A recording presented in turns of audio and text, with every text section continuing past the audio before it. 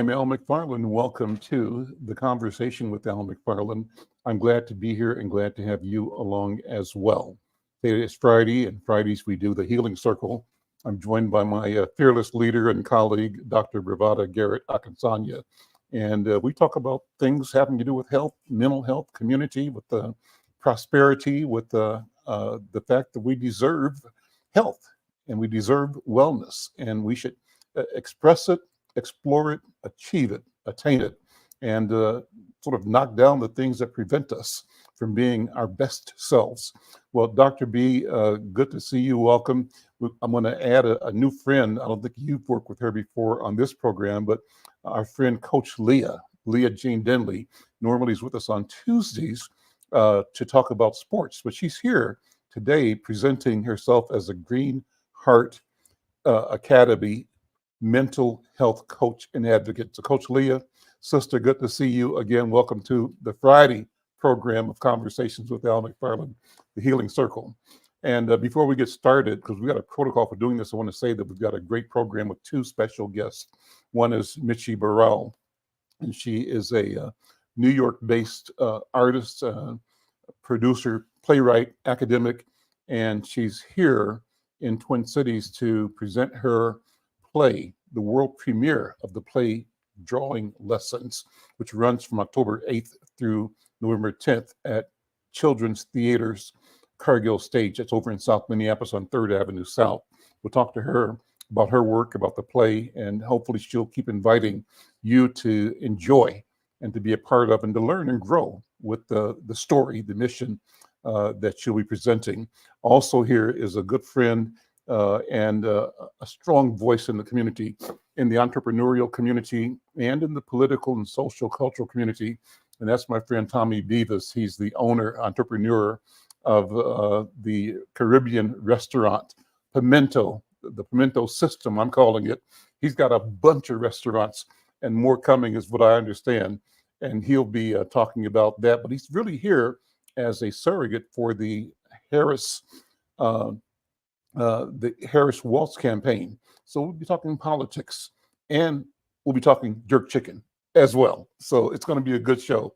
Let me begin though. Two things. One is we stream this program live on two YouTube platforms. One is for Insight News, another is for Black Press USA.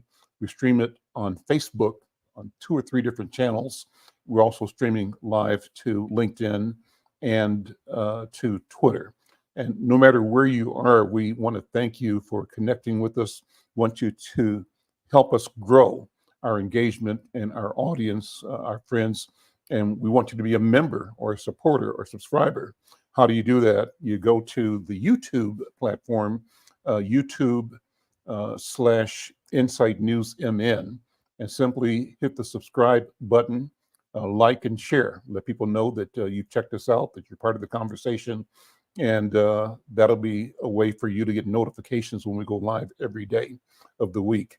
We also are incentivizing our friends through our partnership with the Minnesota Twins baseball team. And if you decide today that you can become a subscriber or a member, you can put your name in the hat for a pair of tickets to a September or October Twins baseball game.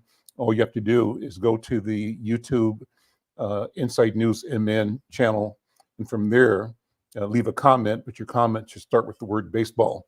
And anything you want to say is fine. We want you to comment on the content that you hear today, or anything else that's on your mind. If you have suggestions or ideas or stories that you want us to pay attention to look into, we'd be glad to do that. We thank you wherever you are. We'd love to have you drop a note, say hello to people from wherever you are. Shout out your town, your community, your organization, your association. With that, let me invite Dr. B. We call her Dr. B, to open this program. We've got a special protocol, and I enjoy it. You'll enjoy it as well. Dr. B, how you doing? I'm great, Brother Al. It's another fine day, another time to breathe and realize that that's the Creator's way of telling us to keep going. So Dr. B, happy birthday to you. Birthday last week. Yeah, So thank you. I want the world to know. I was that you, truly born. Yeah. yeah, and that you circled the sun one more time, right? Yes, I did. Thank you so much. And it was a very wonderful birthday, too. As my sister came from Texas, and we had lots of cake with my staff, and it was just a wonderful day to celebrate. And thank you so much, Awesome. brother, and also for many, many community members who went to my Facebook and my I guess my Facebook and my Twitter account, X, whatever they call it, Mhm, just tell mhm. me happy birthday. So thank you, everybody. I'm For glad to sure. be here. And especially glad that I'm here for one more time to put us into the healing circle and to invite our viewers and those who are listening to us on various podcast locations to just take a deep breath,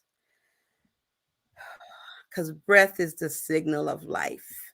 And it's a constant reminder of the Creator's way of telling us to keep going. Just breathe in one more time and let it go. I ask people to look to their left, look to their right, look behind themselves, just making sure they feel safe.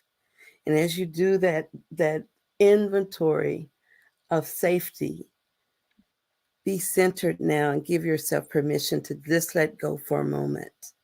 And as you let go, recognize that you sit in this space because you're the embodiment of generations of dreams and hopes.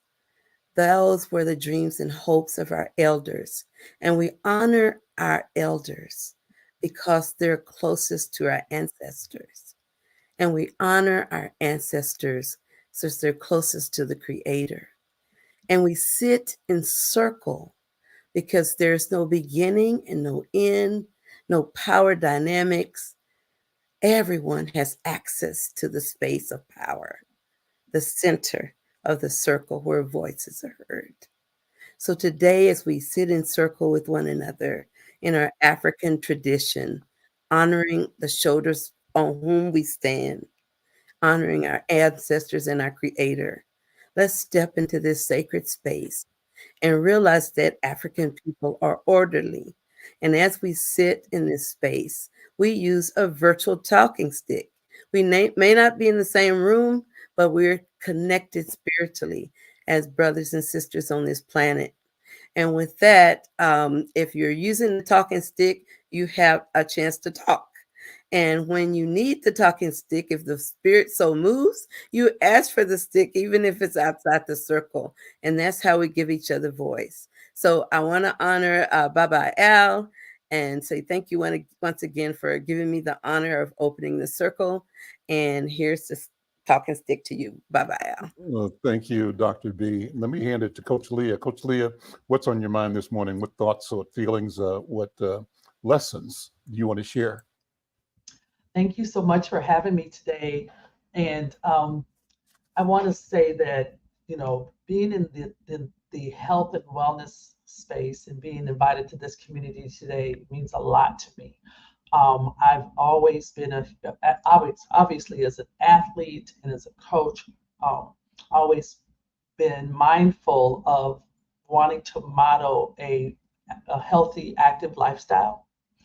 Um, Being that it's something that needs to happen when you start early, that it can be a lifelong journey, right? And so, but one of the things that, or I shouldn't even say but, and one of the things that I learned, especially probably right before COVID, is that our mental health is something that has to be intentionally talked about in alignment with our physical health. And that's something that, I've known, but haven't had necessarily the language or the package to be able to get people to understand that it's something that cannot be separated from the other, that everything has everything to do with everything, right? and so I was on a journey during that time. I first became a part of Yana Van Zant's inaugural spiritual warrior in training uh, cohort. And so that was a huge honor. And so I'm a spiritual warrior. And shortly after that, I had the opportunity to become a mental health advocate through the Green Heart Academy, which is based out of the DMV area. And during that time, I was just had the opportunity to be equipped to be able to spread that information, and now have it kind of threefold, I should say, that it's healthy lifestyle, being active, but also being in tune with what's happening with your inner self, and be able to identify where there might be some instances where we could provide support there as well. So I'm honored to be here, and yeah, just excited about just having there be a definite correlation between sports and mental health. Mm-hmm. Awesome. Awesome. Well, I'm glad you're here, and thank you for all the leadership and the stories that you provide, the direction that you give us. Let me move the program to our first guest, and that's Michi Burrell. And if I'm saying the name incorrectly, you'll correct me, please, Michi. Well, first of all, Michi, welcome to the conversation. Let's bring you on screen, and you can tell me now how to properly pronounce your name. It's Michi Burrell. Michi Burrell. So good afternoon. Welcome to the conversation. And to our viewers and our other guests here, Michi Burrell is the author, the creator of a highly anticipated world premiere play called Drawing Lessons. It was co-commissioned by Ma Yi Theater Company and Children's Theater Company. It's being directed here in Twin Cities by Jack Tamburi, and it's based on an original conception by Burrell and Tamburi. And so when you go to children's theater to watch and witness and participate in the presentation of this work, you're promised that you'll be experiencing the energy of a graphic novelist's imagination at work. So you're going to be inside of a story being created, and it's described as the artist or the graphic novelist produces dynamic jump off the page drawings that show her graphic novel coming together as she deals with her school and friends and her Korean heritage, how that heritage fits into her American lifestyle. And will her contentious friendship with her friend Paul help her hinder her progress? Will either of them ever find their true artistic voices? This is a play that will get you drawn into an innovative story that magically takes place both on stage and on screen. Well, that's enough of me talking about it. Michi, welcome. Let me have you explain what all that means. What's going to happen, and what's the source of this story? Thank you so much. I just want to thank you for inviting me into your show, and being here with everyone is such an honor.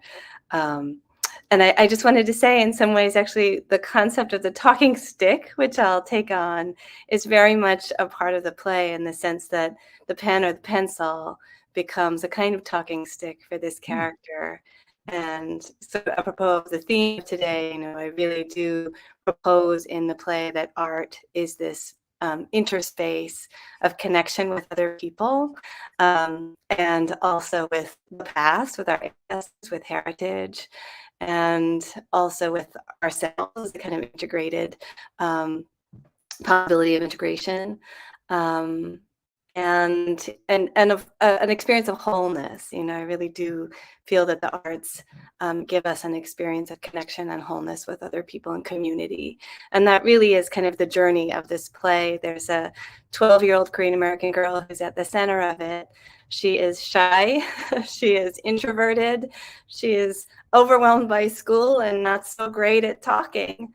But she has a way of seeing the world, of apprehending it, and of rendering it on the page that kind of takes her into a journey of becoming an artist, of becoming a comic artist, and of really finding a voice for herself and for her community. It is a multicultural community. It's kind of a love letter to the diversity of Minneapolis. A lot of her friends are immigrants from the Hmong and Somali American community, It really celebrates the ways that immigrant kids connect to each other as people who are bringing and interweaving different aspects of culture together and redefining really what it means to be American today. The play is set in the 1990s, though, I will say that. So if you're a millennial and you miss thinking about what it was like to be in the middle grade era in the 1990s, mid-1990s, then I think all of the references will be incredibly fun for you. Part of the heritage that we celebrate is that of the 1990s in Minneapolis, and all the TV shows and songs and cultural materials that you may have encountered during that time. Let me take a minute, Mishi, to talk about you, and I've got notes here that I'll be sharing. The notes say that Mishi Burrell is a New York City-based actor, playwright, and academic. And as an actor, she's appeared in new plays by Julia Cho, by Philip Kahn, Gotanda, A.R. Gurney, John Guar, Naomi Lizuka, I think it is, Izuka, and a bunch of more people. There's a whole list of people that she's worked with that I'm not going to read all the names because they'll be unfamiliar to you. They're unfamiliar to me. But she's done a dance theater piece called Rescue Me that was produced at the Ohio Theater by Ma Yi in 2010. Her adaptation of Peer Gynt, entitled Peer Gynt and the Norwegian Hapa Band, also produced by Ma Yi, premiered in 2017, I think. You can tell me if that's right, at the Art New York Theater. And then recently she co-wrote the short film Sophocles in Staten Island and its follow-up Odette's in Staten Island with Sung Renault, another work that's directed by Jack Tamburi. And the current project, we're talking about it today, Drawing Lessons, is a commission through the Mellon Foundation's Generation Now program, and it premieres here, as we said, in October. Mishi holds degrees from Stanford University, a bachelor's degree, and then master's degrees from New York University, and also a PhD from Columbia University. She's taught at Columbia, New York University, and MIT. She's currently full-time faculty in theater and performance at Purchase College in New York. And so, Mishi, so impressive and so pleased to have you here sharing. Tell us about your own personal story growing up and how you became the artist, the academic, the playwright, and the human being that you are today. And in the process, tell us about the human being, Mishi. Oh gosh, that's so sweet. I grew up in Toronto, in Canada, which I always think is a little bit like Minnesota adjacent, in that we have kind of our Ontario Nice, our version of Ontario Nice. And I'm the daughter of immigrants and I grew up with a brother with a developmental disability. And so what I like to say is that I grew up in this world where everyone spoke English in their very own way. And it really made me attuned to language and also the kind of idiosyncrasies of language. This writer, Asian American writer, Kathy Park Hong, has this essay called Bad English, and it celebrates all of the kinds of Englishes. You know, we always think of American English as English, but in fact, there are so many global Englishes, and the kind of special cadences and creativity of English as a language spoken all over the world is always really interesting to me because of that. And so when I went to college, I came to the US for college, and I was incredibly lucky. I studied in an interdisciplinary program. And I think that's something that's been a theme for me for all of the theater projects that I've worked on. I'm really interested in interdisciplinarity. So I studied modern thought and literature with a theater focus, had amazing professors, Harry Elam, who's an incredible scholar of Black drama, and Alice Rayner, who's a phenomenologist. They really gave me new ways of thinking about what theater was doing and could do. And then I trained as an actor. And I worked predominantly on new plays at this incredible, really exciting moment in Asian American playwriting, when all kinds of people were beginning to tell stories that had never been told on stage before. In I mean, there's a huge legacy, right? We all stand on the shoulders of first Mhm. and second wave Asian American writers. What happened at the time that I was coming up is that there was just like suddenly this like wave of many, many voices, a plurality of voices. And so you started to hear more and more stories, diverse kinds of stories. And being in those plays taught me a lot about the developmental process of making a play.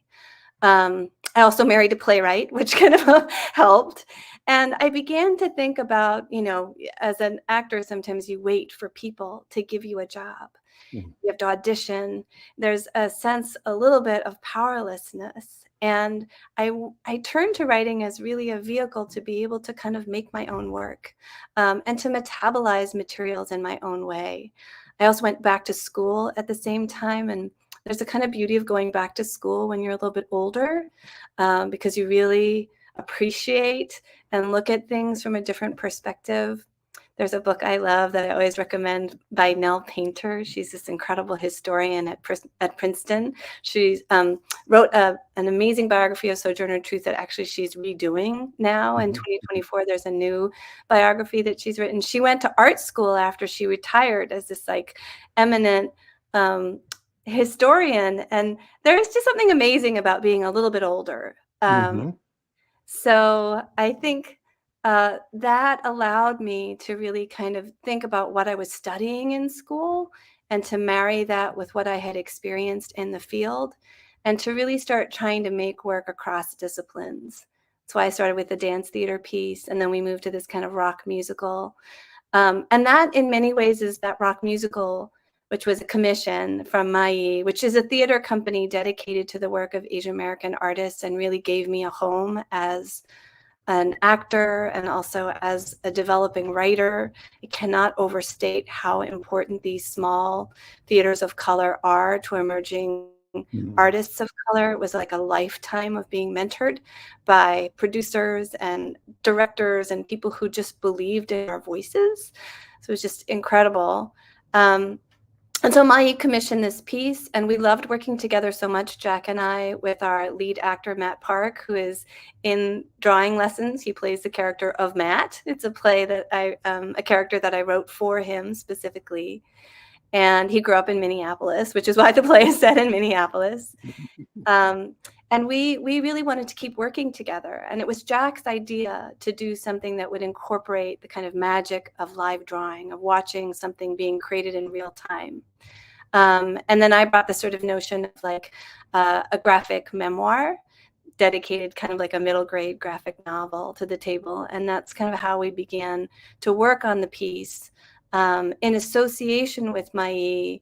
And then that became part of the Generation Now. We applied as part of the Generation Now program funded by the Mellon, which has it's an extraordinary program that has partnered with the Children's Company, Theater Company in Minneapolis to create like a repertoire, an archive of plays by communities of color to expand the number of plays that kids of color and their families and their friends can all come and see at Children's Theater Company. So they've partnered not just with Mai, but with Native Voices, with the theater company, a Latino theater company in LA, and Penumbra, which is a local theater company here.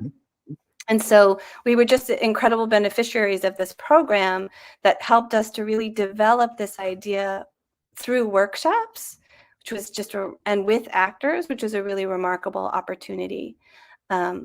And young actors here too. One of the gifts of working with Children's Theater Company, the play is actually written for grown-up actors to double if they need to, but here we actually have kids playing kids.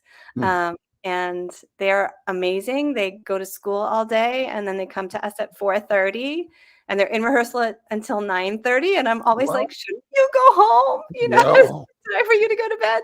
But they are just warriors, and we try to take as good care of them as we can, because they're really precious to us. Yeah.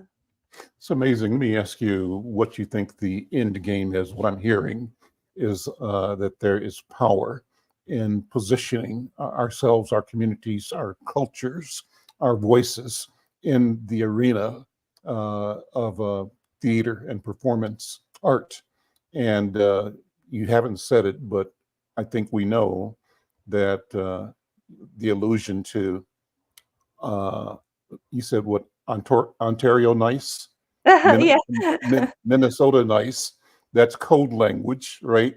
Those two phrases open up a whole dimension of understanding of historic systems of exclusion, of denial, of marginalization, and of unearned but assumed privilege that comes out of European or quote unquote white culture.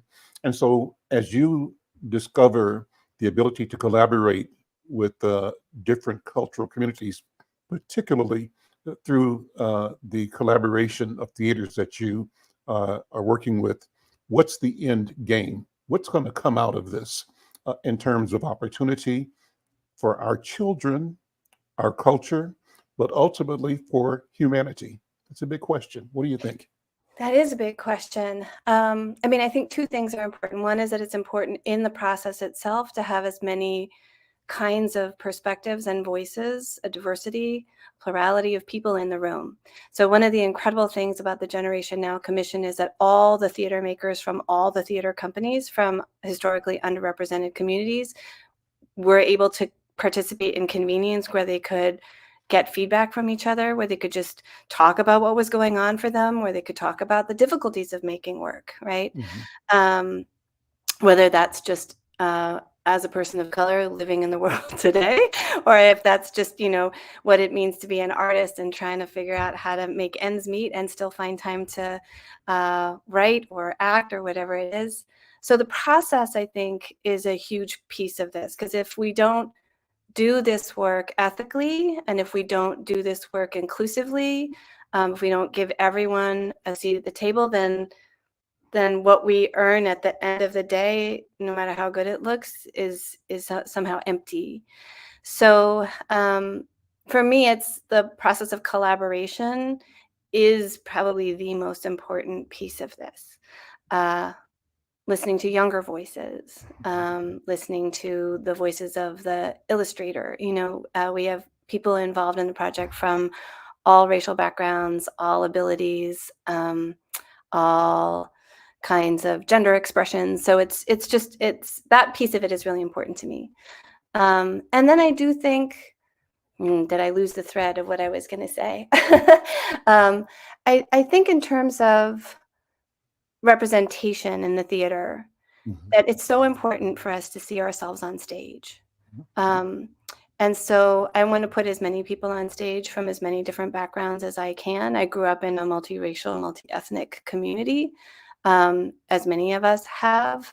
And I wanted to put both the complexities of those relations, including the microaggressions, including all of the difficulties, but also the joy of that, the possibility for a kind of interspace, particularly through art, right? That we all look at things differently, we all experience things differently, we metabolize things differently, and all of those expressions are important. And so I think for me, I do ascribe. I'm incredibly excited about our presidential candidate, who would be our first Asian American and Black woman in the office. And, I do ascribe to an extension of Obamaism, which is inclusive, with an acknowledgement of the historical injustices and difficulties that have been faced by marginalized communities. What a wonderful place to pivot. Let me bring in two more voices. And we mentioned earlier that we've got Tommy Vivas here, who is a surrogate or a spokesperson for the Harris Waltz campaign. Tommy, welcome and good to see you, my friend. And also here is Dr. Oliver Williams, who is one of our co-sponsors or co-hosts for the Healing Circle. Dr. Williams, good to see you again. Tommy, let me ask you to number one, let me acknowledge that you're also a member of the board of directors of Children's Theater. And I know that wasn't on your agenda to talk about, but it's important to talk about it as you hear Mishi Burrell talk about what they're doing, how important it is from your point of view as one of the directors to bring that voice and that resource. It's a marvelous, marvelous resource, not only in this community, but in the world. It's unique in the country. But how important is that, and how important is the work from your point of view as an entrepreneur, as an African, as a Caribbean, as a person who's also an immigrant? Talk about that, if you would, Tommy. Yeah, Davis. thank you. And thank you for having me, as always, Al. So my history with the Children's Theater actually started when we hosted Three Little Birds here at the Children's Theater a couple of years ago, during COVID, actually, right before COVID. And it was an opportunity for my own daughter, who hears about Jamaica all the time. She went to the theater, and just by watching Three Little Birds, something clicked in her brain, where all of a sudden she was talking Jamaican patois like on the regular, right? So just even from the kids' perspective, bringing the culture here and bringing the cultural perspective to them, it's phenomenal. It's very educational. But taking it a step further, after the uprisings in 2020, Children's Theater brought together artists to talk about a play that was adapted from a book called Something Happened in Our Town.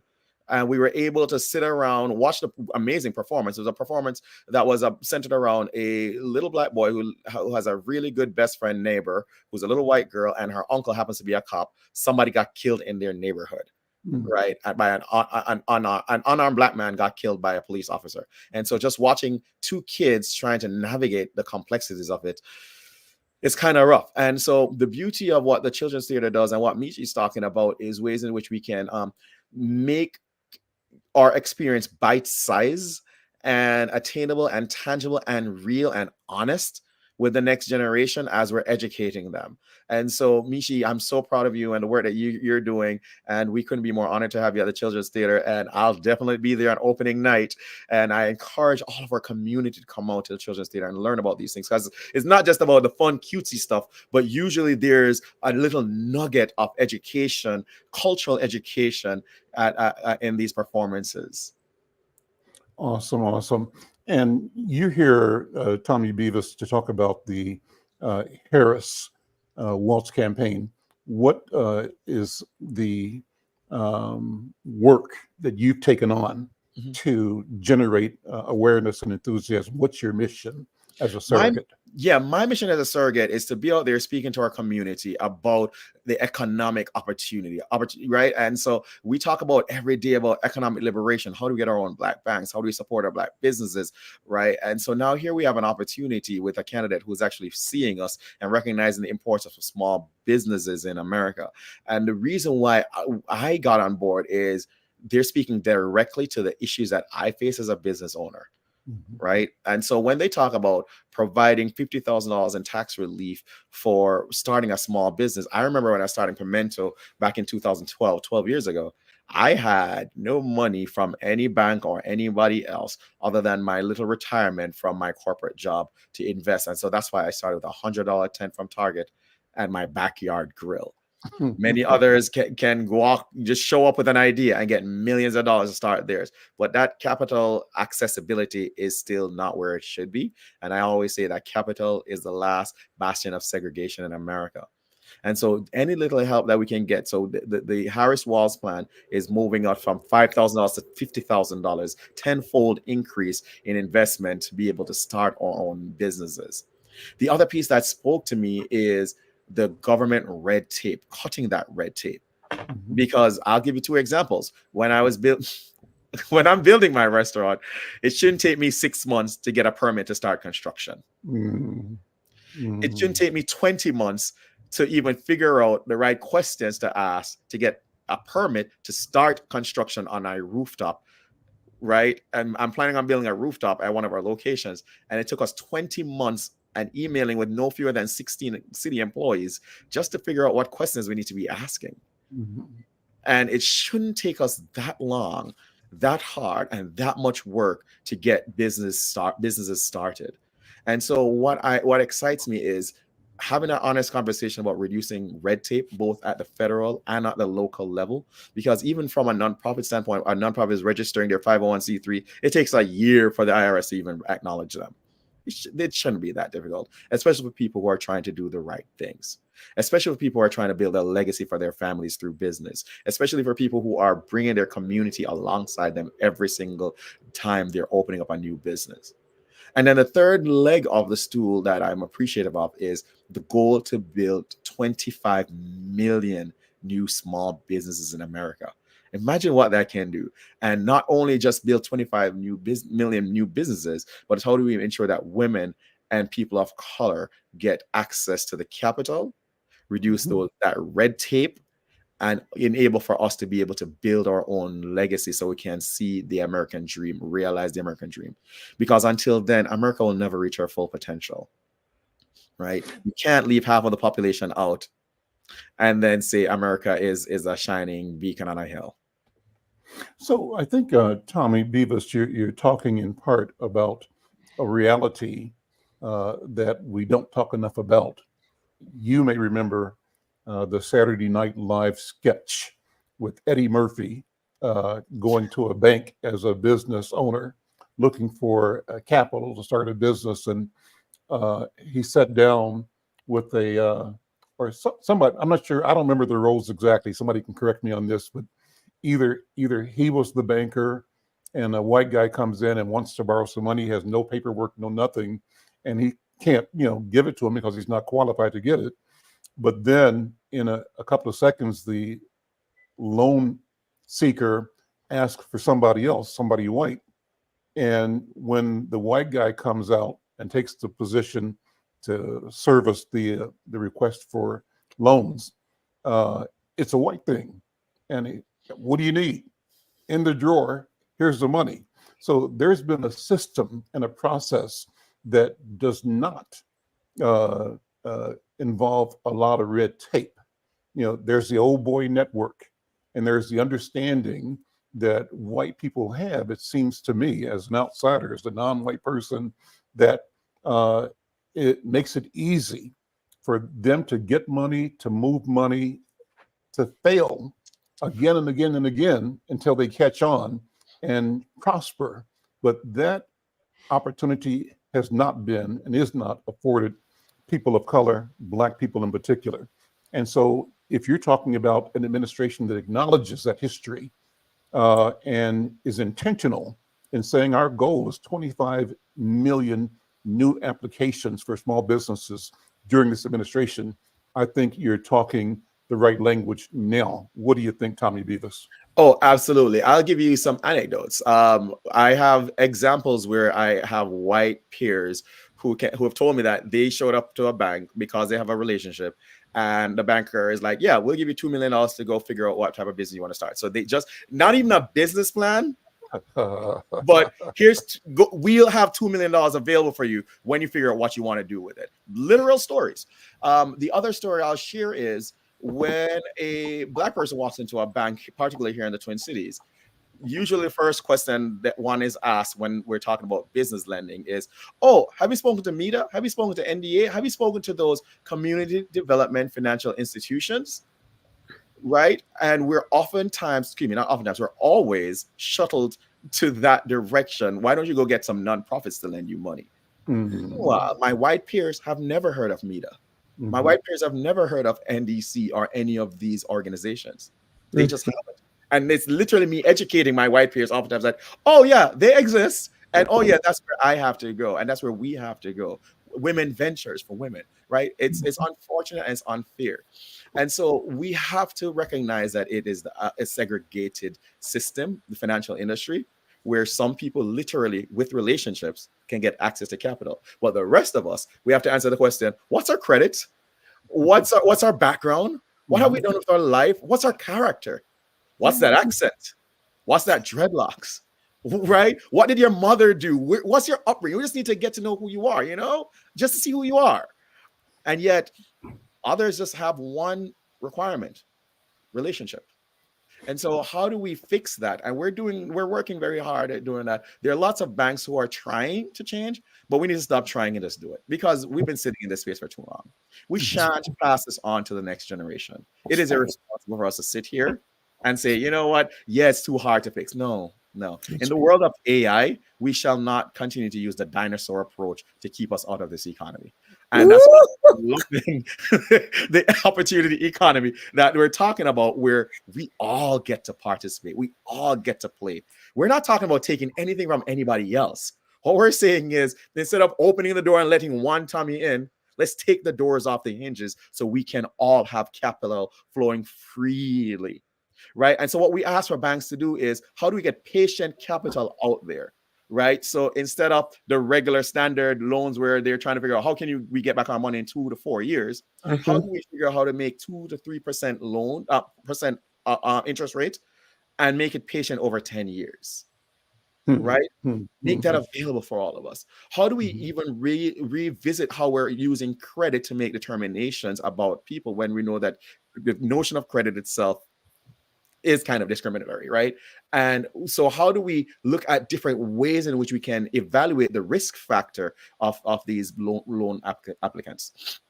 The overall thing that we are learning, though, is they see people of color as risky across the board. And so how do we de-risk people of color? And it's unfortunate that even in the best suits, even with the best haircut, without dreadlocks, we all face this. Even with an 800 credit score, we all face these challenges. 800 credit score, we all still face these challenges. And so I think, and I do believe that this generation and this next administration is going to ensure that never again do we have to suffer and be locked out of these opportunities. And that's why I'm supporting the Harris-Walz ticket, because they're demonstrating that they want to be, as Marcus Garvey would call them, instruments of liberation. Ooh, tell it. Okay, I gotta have a talking stick. Please. Go ahead, Dr. B. I can't sit here without saying amen, shouting it out loud. But Sister Michi brought it. Brother Tommy just brought it. I'm just letting you know. The word my heart just kept beating. And the word was coming out was Kujichagulia. Kujichagulia. Self-determination. Kujichagulia. That y'all express the epitome of what that word means. Taking what's in front of you and making it better. Taking what's in that looks ordinary and making it extraordinary. I am so on fire listening to the two of them. It makes me just want to grab my babies, grab all the children, and just pour that into them, because that is what makes us successful. That is what makes us well. Oh, honey, y'all came today. That's all I wanted to. I can't hardly stand. That's just y'all all of that and about it. Let's bring Dr. Oliver in. Dr. Oliver, how you doing? Here's a stick, Brother Oliver. Oh, he took it. You got it now. Go ahead. I'm enthused about the conversation. It's both from Brother Beavas and from Michi.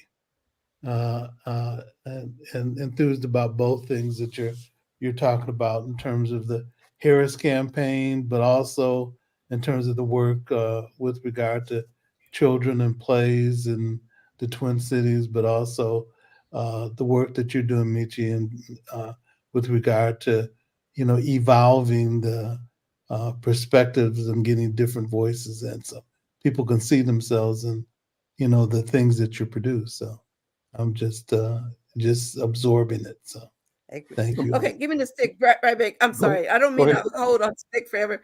But even I was listening to you, and even then, talking. I think Coach Leah started us out talking about how do we need to learn the vocabulary of our own wellness. How we need to take charge of our minds, our bodies, and our spirits. In the lesson, you're showing us how to do that financially, how to do it spiritually, how to do it creatively, how to do it with our writing, our voice, our action, our social action, our votes. You're teaching us how to determine what we want in front of us. In the healing circle, the whole point of it is to acknowledge that power and lift it up in community. And this is actually one of my favorite shows that I think I've ever done. So I'll get a stick back to Brother Al, but I'm just saying. Well, let me switch back to Michi. one of the things you said, Michi, was that jumped out at me was that as an actor, you discovered a certain powerlessness because you had to wait for somebody else to deliver the opportunity. And therefore, you decided to become a writer and a producer and a creator. Talk about that, because that's really the point of this thing. And I think that's what Tommy's talking about. How do we enable people to not be stifled, marginalized, pushed aside because we're waiting on somebody else to do? How do we create the space where we can freely and openly do what we can do out of our own volition and our own agency? Michi, what do you think? Well, this is, I think, one of the primary lessons in the play. So I guess I'll just draw on that one of the, like, I think Tommy was talking about, getting nuggets from the theater. And one of the things we do really try to lay in is this notion that anyone can draw, right? Often there's this sense of like, oh, but you have to have skills, or you have to have access, and you have to have mentors that are specific mentors. And this is really saying, trust who you are and trust your own line. You have a line. Everyone has a line. And that line is what's important. Creativity is always more important than proficiency. And it's creativity. And the other piece of that is persistence, right? That's what it takes to be an artist, is trusting your own creativity and trusting that if you put in the time and the work, people will want to know what you have to share. You will be able to reach somebody else through that. And so I think, it's a critical lesson for young people to learn, especially now, because there's so much pressure on kids, and we tend to type kids really fast. Oh, you're good at this, you're good at that, you're good at sports. And, by the time they're like 12, they're like locked into some idea about who they are. But creativity is always there for you as a resource, and it is always a space of agency, and autonomy. I think that's like the key thing, is wherever you are, whoever you are, even in like these, really punitive school environments, you still have autonomy as a creative person. So We started. talking stick, is this how this works? Go ahead. All right. So I have to jump in because Michi, you said something so important, that we shouldn't have our young people, especially, have to be locked into one thing. And I put in the comments here, I have my own eldest daughter who, before she became a Division I scholar athlete at Columbia University, was an actress. And as a child was going to the Children's Theater for the after school programming that you said, that is all, they are a full school day and then they go over there, but it's because they have a passion. They love that. When our young people tell us that they have an interest in something, as the adults, as the community, we need to be able to push them into activities that will help to, help them to grow in all the aspects of their talents and abilities, not just one. Well, full circle, she now is a professor. She teaches African American literature at Cornell, but more importantly, she's a creative. She still draws and paints and writes. Of course, as she's going through her PhD study, that was one of the things that she talked about a lot, was the fact that still organically, all of these things that helped her to be able to be who she is today and teach, and now be an expert in these other areas, having nothing to do with athletics, nothing. But actually it still does, because again, it all makes sense. She also embodies, being healthy physically, and being healthy mentally as well. And so again, I love what you're talking about, Michi. Again, this is, I peek into these segments as well, but this is probably one of my favorites as well. Well, let me do what I do. We open up with the protocol of acknowledging the elders and the ancestors. And so in that regard, Michi, Tommy, I'd love to have you both take a minute to talk about who poured into you, and sort of take a minute to, if you wish, if you'd like to, give props to those generations and generations and generations of ancestors that created the door that you stand in right now. I see that the moment that you're in is the gateway for eternity. Everything that existed, is here at this moment, and everything that will exist passes through this moment. So what does that look like to you, Nishi? And then Tommy, same question to you. So I'm going to start with my parents who are immigrants. And I think immigrants are special people, right? Because something makes them move, right? They're movers and they're shakers. And, whether it's sometimes people migrate because they're fleeing something, the conditions that they are living in are oppressive, but that is also, I think, a movement towards freedom, right? And towards opportunity.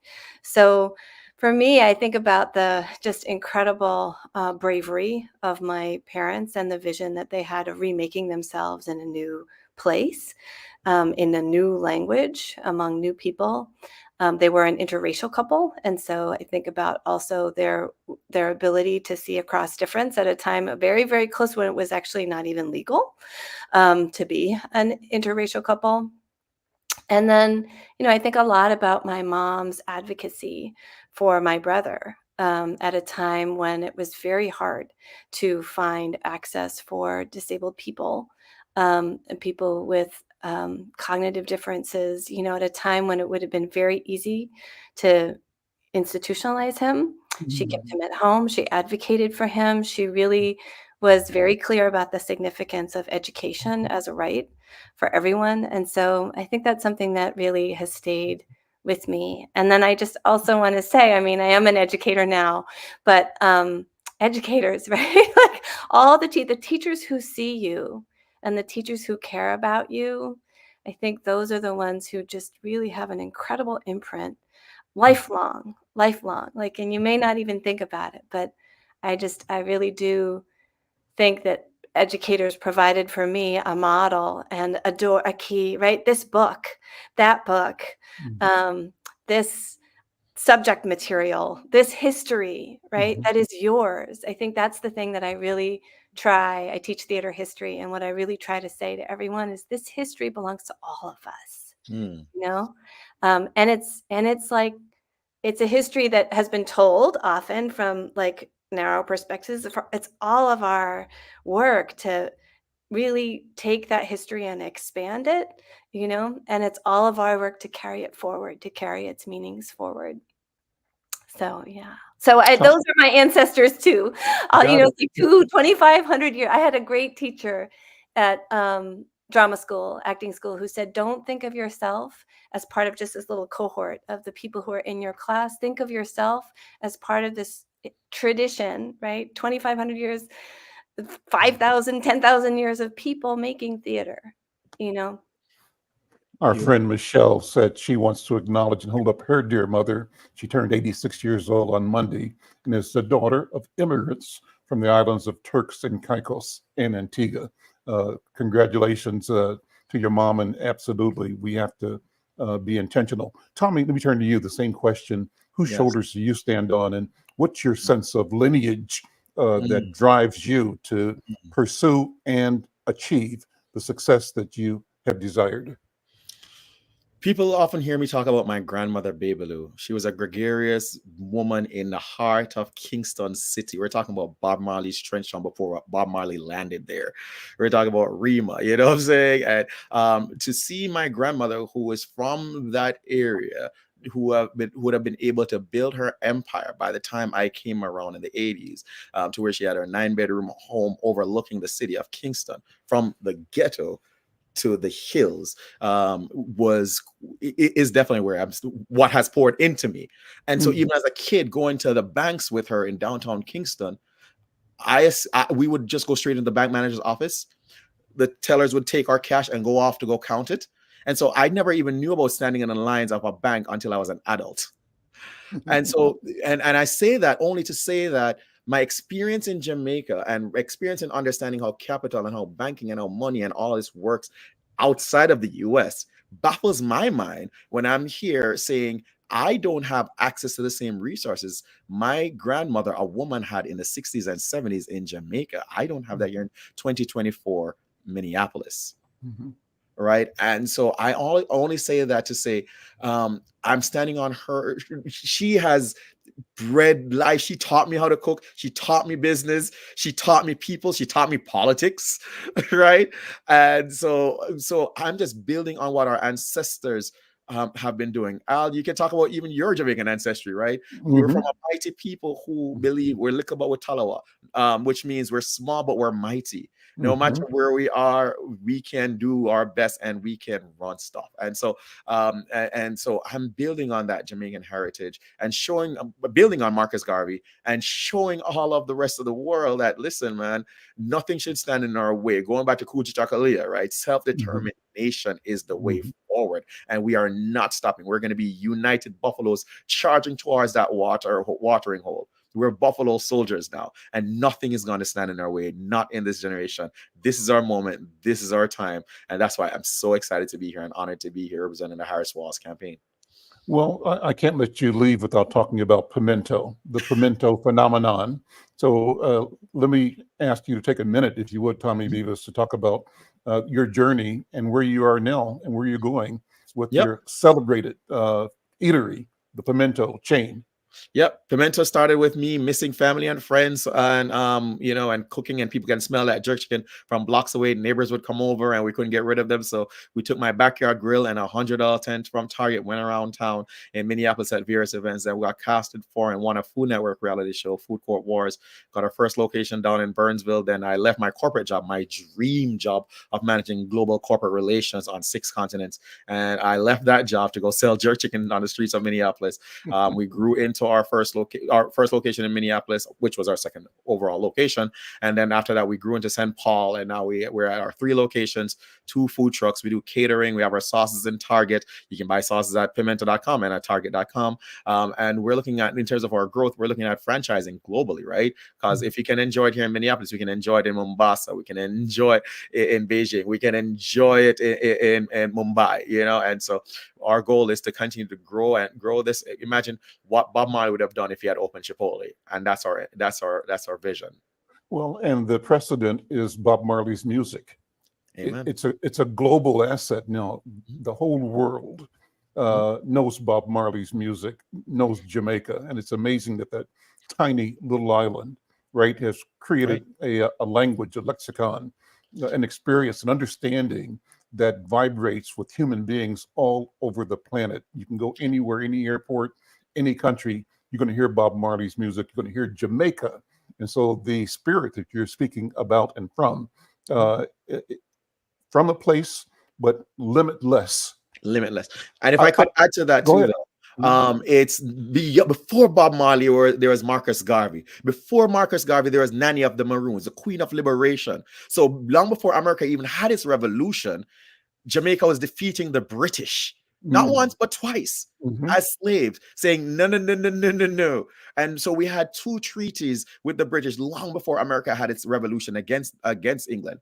And it's because as a people, we recognize that little rock that we call our land is kind of too small for our ambition, right? We are Africans who recognize who we are. And so we're like, no, no, no, no. Even though we're on this little rock, our reach will outlast this rock. And so we can go back to the 1700s, where we were saying we're going to be leading on liberation. And so whether it's Africa, or whether it's Ireland, or whether it's Cuba, people have looked to Jamaica, looked to reggae, looked to Marcus Garvey. Even here in America, right, the civil rights movement was as a result of folks like Marcus Garvey standing up and saying, stand up for yourselves. We're important people. We're important people of important work. Why don't we have our own? And so what we're doing is just building on that legacy that has been within our DNA for generations, for centuries. I love the idea that you projected the vision of Pimento, and I take the idea of the Pimento business as an allegory for all of the businesses that we can do. But you've already declared that this is a product that has a place in Mumbai, a place in Curacao, a place maybe in Tokyo or Hong Kong. It's a global experience like the music. And so what does it mean if we figure out how to elevate ourselves from the myopia that is prescribed or proscribed that we are surrounded with? We've been, as Malcolm would say, bamboozled, right? Hoodwinked, right? And attempted to be forced to focus only on our limitations, but not on our freedom and not on our power. And what you are expressing, Tommy and Mishi, is an ability to look beyond those external factors and discover the universality of our humanness and our ability to connect with humans across the planet. Mishi, what do you think? Yes. Yes, we can. Yeah. Sí se puede. That's right. That's right. Se puede. Okay. Yes. Tommy, thank you so much, man, for being here. Coach Aaliyah, thank you so much. Dr. Oliver, Dr. B, what a wonderful program. What a wonderful discussion. And those who are listening, thank you so much to our friends, particularly Michelle, for your encouragement. And we just appreciate you. Well, with that, we've come to the end of another program, a great program. We will see you next week. Thank you all. Take care. Bye-bye. Thanks for having us. Thank you.